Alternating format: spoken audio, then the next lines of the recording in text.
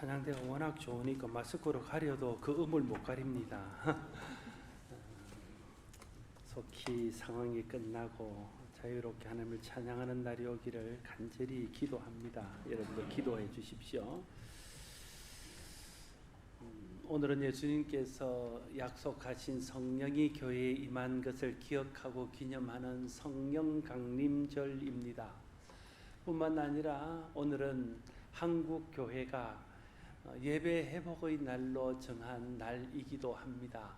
코로나19 상황으로 인해서 많은 교회들이 예배를 정상적으로 드리지 못하고 부분적으로 예배가 드리지 못하거나 전반적으로 예배를 드리지 못하는 상태에서 지금까지 지내오고 있습니다. 그래서 한국 교회가 지금 좀 어렵지만 모순절, 이 성령 강림절을 계기로 전 교회가 함께 예배를 회복하자 하는 뜻에서 오늘을 한국 교회 예배 회복의 날로 정했습니다. 성경의 역사는 구원의 역사입니다. 구원의 역사는 다르게 말하면 회복의 역사라 할 수 있습니다. 사람이 하나님 말씀을 거역하고 죄를 범함으로 모든 불행이 시작되게 되었습니다. 구원은 이 죄로부터 시작된 불행을 끊고 처음 하나님이 사람을 만들었을 때의 그 은혜와 축복으로 회복하게 하는 것입니다. 하나님께서는 인간의 고통과 죽음으로 몰아넣는 죄의 문제를 해결하기 위해서 그래서 이 땅에 하나님의 독생자 예수 그리스도를 보내주셨고, 죄 없으신 예수 그리스도께서 모든 사람의 죄값을 대신하여 십자가에 달려 돌아가심으로 죄의 문제를 해결해 주셨습니다. 그래서 이제 누구든지 예수 그리스도를 믿으면 죄사함 받고 죄에서 벗어나 구원받을 수 있도록 은혜를 베푸셨습니다. 이것이 성경이 우리에게 주시는 복음입니다. 이제는 누구든지 예수 그리스도를 믿으면 우리의 죄를 대신하여 죽었다가 다시 사신 예수 그리스도의 은혜로 죄사함 받고 영생의 몸으로 다시 태어나서 영원히 살 수 있습니다. 이것을 믿는 사람이 복음을 믿는 사람이요, 이것을 믿는 사람이 구원의 은혜를 받은 사람입니다.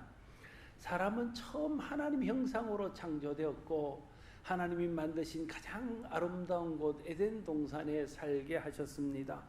그곳에서 그들은 하나님과 교제하며 하나님께 순종하고 하나님을 찬양하며 하나님으로부터 오는 모든 좋은 것을 누리며 살았습니다.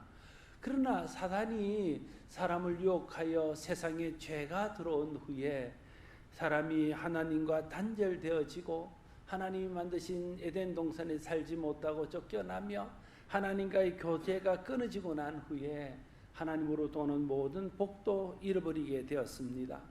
예수님이 이 땅에 오셔서 십자가를 지신 것은 죄의 문제를 해결함으로 죄로 인하여 단절된 하나님과의 관계를 회복시켜서 에덴 동산에 누렸던 하나님의 은혜를 모든 사람이 다시 누릴 수 있도록 하기 위해서입니다.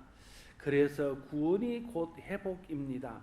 하나님께서 사람이 주신 모든 복은 에덴 동산에서 하나님과 함께 있음으로 누릴 수 있었습니다. 하나님과 함께 있는 것이 복을 누리는 비결이고 하나님과 함께하는 것이 형통입니다. 인간이 죄를 짓고 에덴 동산에서 쫓겨나 하나님과 분리됨으로 이 모든 것을 잃어버렸지만 하나님은 이 모든 것을 회복하기 위해서 예수 그리스도를 이 땅에 보내주시고 예수 그리스도를 통해서 우리와 함께 하심으로 다시 하나님으로부터 오는 좋은 것들을 누릴 수 있게 되었습니다. 그래서 예수님이 성령으로 마리아에게 잉태했을 때에 마리아의 남편 요셉에게 천사가 꿈에 나타나 말하기를 이제 아들을 낳을 텐데 그 아들의 이름을 임마누엘이라 하리라 이렇게 말씀하십니다. 임마누엘이라는 말의 뜻은 우리가 아는 것처럼 하나님이 우리와 함께 하신다는 것입니다. 예수 그리스도는 하나님이 우리와 함께 하신다는 것의 증표입니다.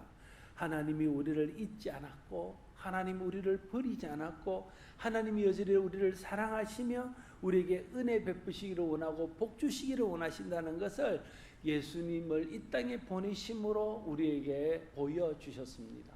예수님은 이 땅에 오셔서 말씀을 가르침으로 그 하나님의 사랑과 하나님이 우리와 함께 하신다는 것을 가르치셨고, 삶을 통해서 하나님이 우리와 함께 하시는 것을 보여주셨고, 특별히 십자가를 통해서 하나님이 우리를 얼마나 사랑하시고 어떻게 사랑하시는지, 하나님이 우리와 함께 하기 위해서, 죄의 문제를 해결하기 위해서 독생자를 줄 만큼 우리를 위한다는 사실을 알게 하셨습니다.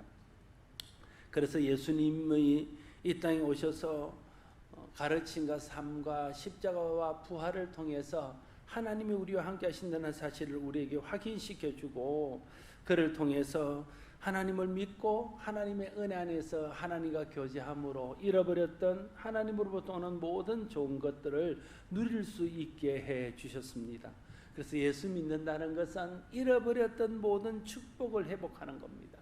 예수 믿는다는 것은 죄로 인해서 단절되었던 하나님과의 관계를 회복하는 것입니다. 예수 믿는다는 것은 예수 그리스도를 통해서 죄가 해결되어지고, 죄 때문에 방해받았던 모든 하나님의 은혜와 축복을 마음껏 누릴 수 있게 된다는 것을 의미합니다.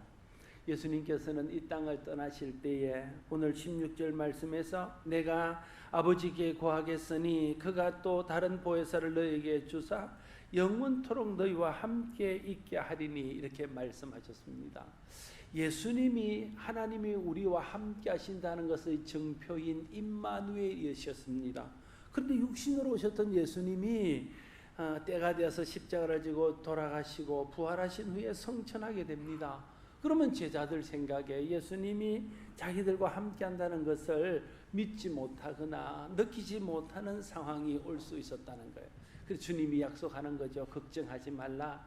내가 육신으로 너희와 함께 있었던 것처럼 내가 떠나고 나면 나와 똑같은 역할을 할 또 다른 보혜사가 너희 가운데 올 텐데, 그분은 너희 속에 와서 영으로 와서 영원히 너희를 떠나지 않고 항상 너희와 함께 하실 것이다. 그걸 우리에게 약속해 주셨습니다.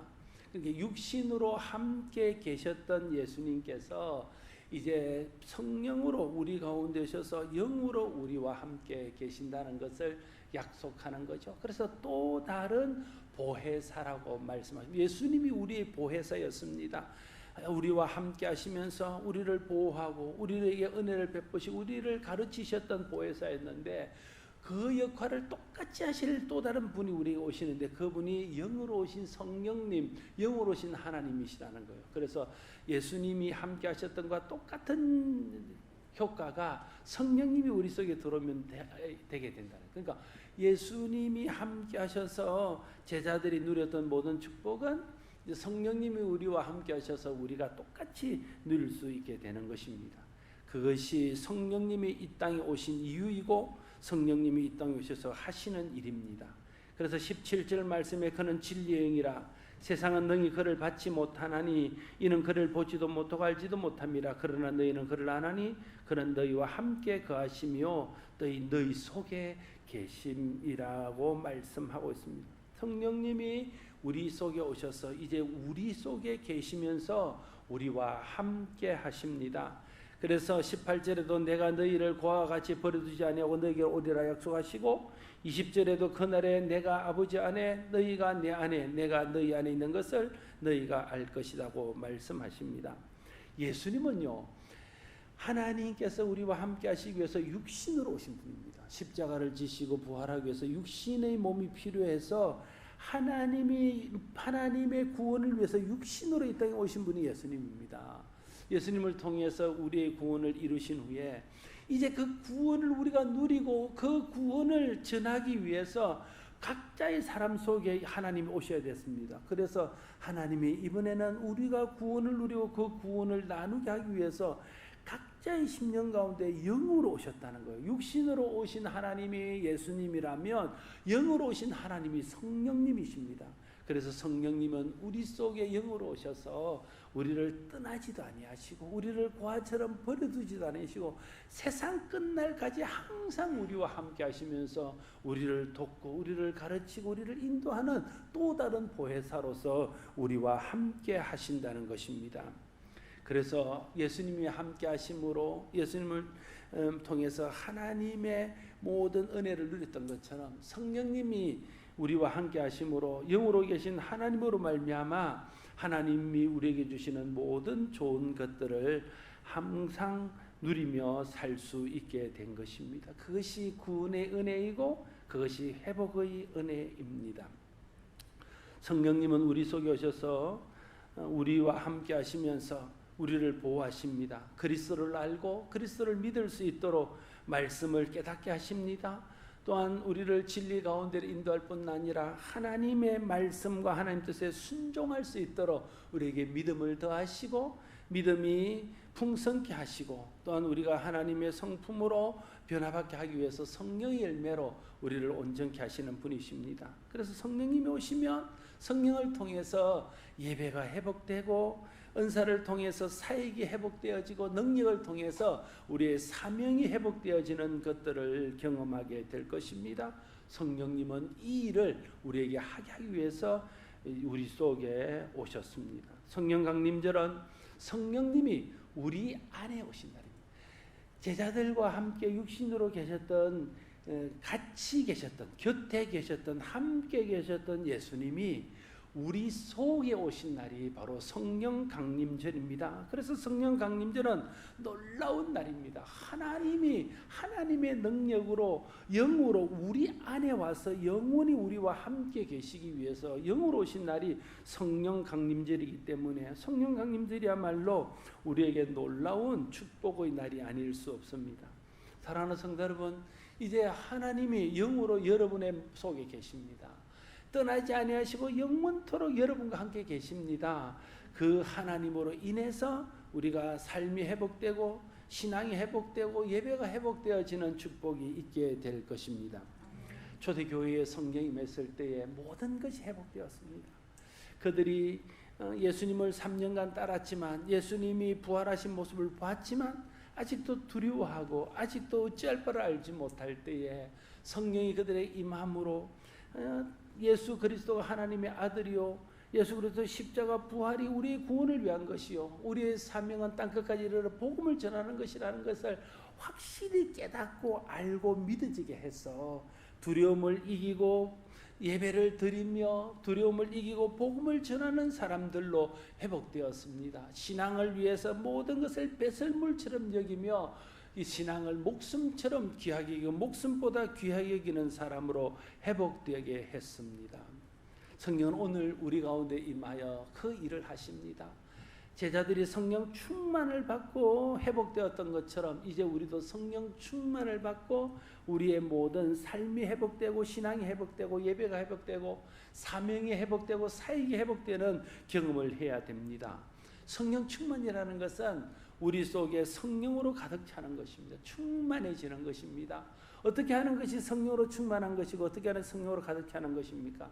성령은 하나님의 영이요 성령은 예수 그리스도의 영이요 하나님이요 예수 그리스도의 말씀이신 말씀의 영이십니다. 그래서 성령이 충만하게 되어지면 우리 속에 하나님으로 충만하는 것입니다. 그래서 늘 하나님을 의식하고 하나님이 나를 다스리고 내가 하나님 다스리며 순복하는 상태가 성령 충만한 상태입니다. 예수로 충만한 상태입니다. 내가 늘 예수를 묵상하고 예수가 내 마음속에 계셔서 나를 다스리고 나는 예수님 다스림을 받으며 예수님께 순종하고 예수님의 뜻을 따라 살 때에 나는 성령 충만한 상태에 있는 겁니다. 내가 하나님 말씀을 깨닫고 그 말씀을 순종하고 말씀을 따라 내 삶을 변화시키며 말씀의 가치를 따라 살 때 나는 성령 충만함을 유지하는 상태가 됩니다. 제자들에게 성령이 임할 때 성령 충만이 임했습니다. 하나님으로 그들이 꽉 차게 되었다는 그 생각이 하나님 생각으로 가득 차고 그 마음이 예수님 사랑으로 가득 차고 그 삶이 하나님의 말씀에 지배를 받는 삶으로 가득 찼다는 것, 그게 성령 충만을 받은 상태입니다. 우리가 성령 받은 것만으로 우리 속에 성령이 계신 것만으로 만족하면 안 됩니다. 아무리 성령이 우리 속에서 계셔서 말씀을 깨닫게 하고 우리의 삶을 변화시키려고 하지만 내가 순종하지 않고 그를 따르지 않으면 우리 성령이 우리 속에 계셔도 우리 삶은 여전히 육신을 따르는 삶이 된다는 거예요. 그러나 우리가 성령 충만을 받고 내가 하나님을 의식하고 예수 그리스도로 내 마음이 충만하고 말씀을 따라 순종하는 삶을 살게 될 때에 온전한 회복이 우리 가운데서 경험되는 것을 경험하게 될 것입니다. 그래서 우리가 해야 될 일은 이제 성령 충만을 구하는 겁니다.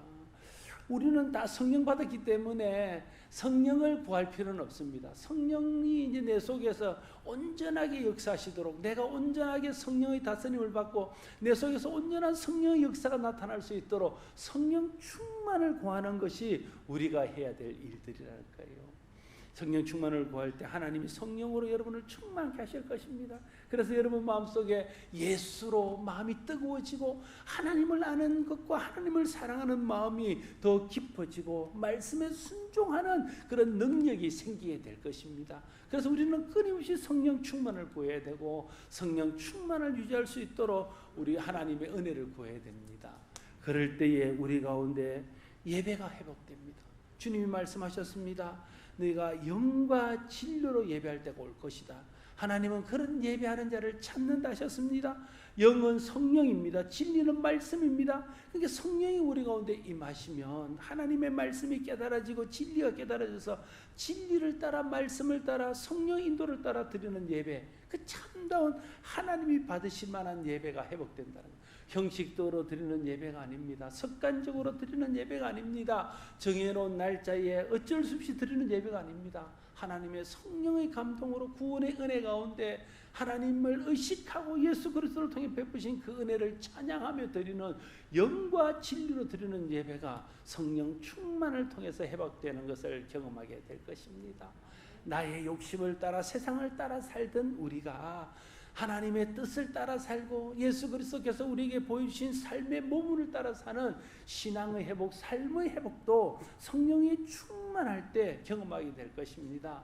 사도 바울이 성령 충만할 때 모든 것들을 배설물로 여기며 예수 그리스도만을 가장 고상히 여기고 주님을 위해서 살았습니다. 그것이 신앙이 회복되고 삶이 회복된 모습입니다. 제자들이 성령이 충만할 때에 자기의 것을 자기의 것이라 하지 않고 자기의 것을 팔아서 다 나누며 유무상통하는 천국 같은 삶을 살았습니다.